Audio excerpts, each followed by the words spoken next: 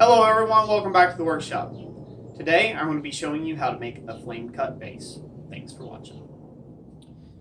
Okay everyone, here we are at my workbench. Or, not my workbench, sorry, my anvil. It's big enough to be a bench. Anyways, sorry about that. I've got my base pretty much laid out in a piece of 1/2 inch thick plate steel that's 6 inch wide. This is going to be the base plate for a custom cross job that I'm making that has mokume inlays. And this is just kind of a continuation of that process from when I made my four-part video series on making mokume. This is for the same job. It took me a while to get back to it, but we're finally starting to get in at it again. So, what I'm going to be showing you today is how to take and flame cut a base, or what I believe is a good looking flame cut base. This method was explained to me by a guy that's here in the Dayton, Ohio area, and he uses these things a lot in his work. And so I'm going to take and just kind of be using some of his thought process on it. Now, the guy's name is Hamilton Dixon. You can always look him up online to, Google his name to see his work.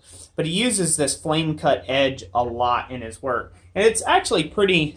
It has a really neat and interesting effect versus just a standard blank edge or a laser cut edge or just filed smooth or polished or whatever. It gives it a really interesting look.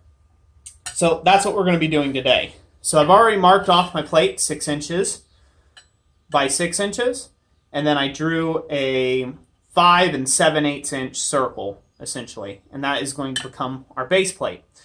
One trick to doing base plates is you always want your base plate to be heavier than the item that it is going to be displaying.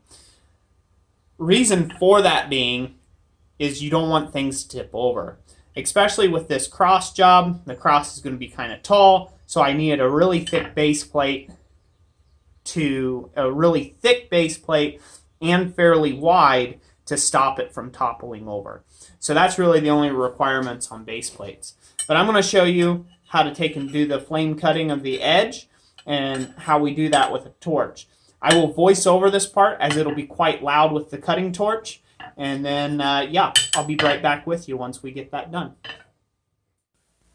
Okay, everyone. Here in this time lapse, I'm just getting going to flame cut this base.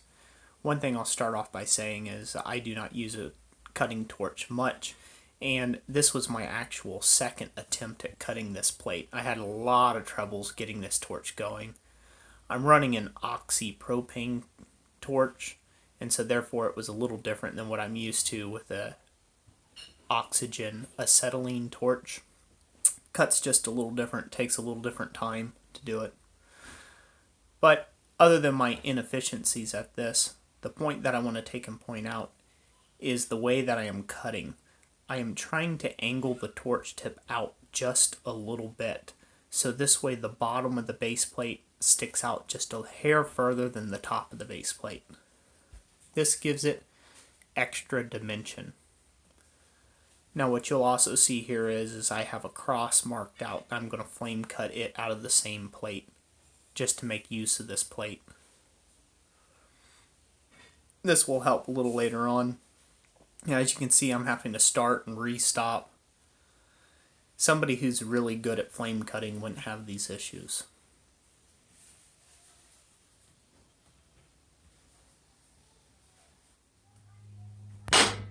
Okay everyone, here we are at the workbench.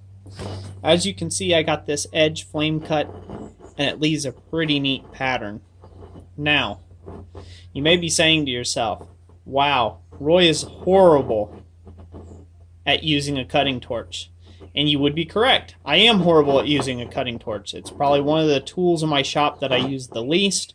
And so therefore it took me quite a bit of time, as you can see in the time lapse, to be able to cut this out. I really didn't do a great job. But for the artistic effect that I am actually going for, this is a good thing. You don't want to have a perfectly smooth cut edge.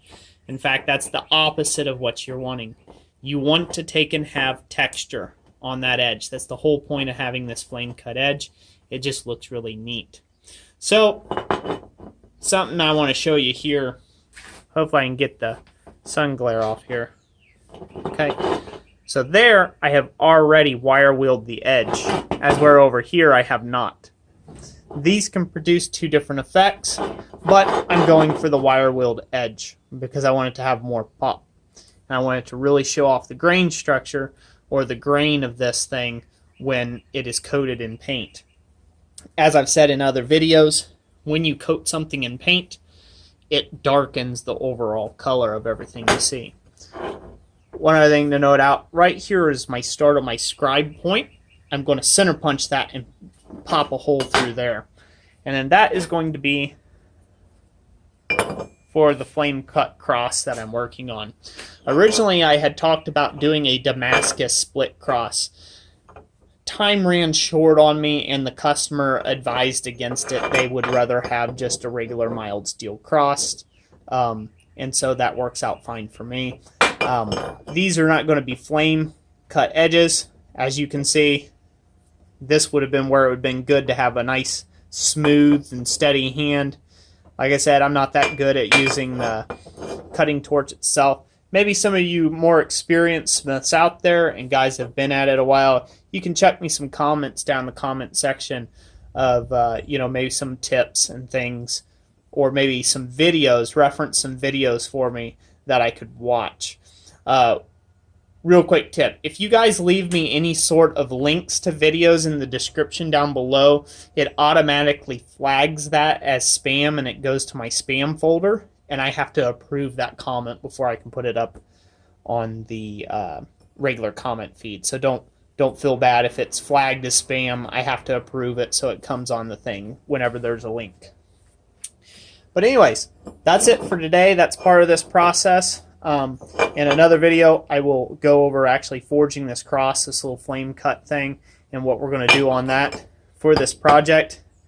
But overall, at the end of the day, this is going to have inlays, Mocha-May inlays in it, and a date and name stamped in it. And I think it's going to end up looking like a pretty neat piece after I give it some forging dimension. So that's it for today, guys. Thank you for watching this video. If you got any comments or questions for me, put them down in the comment section down below. I love reading all those.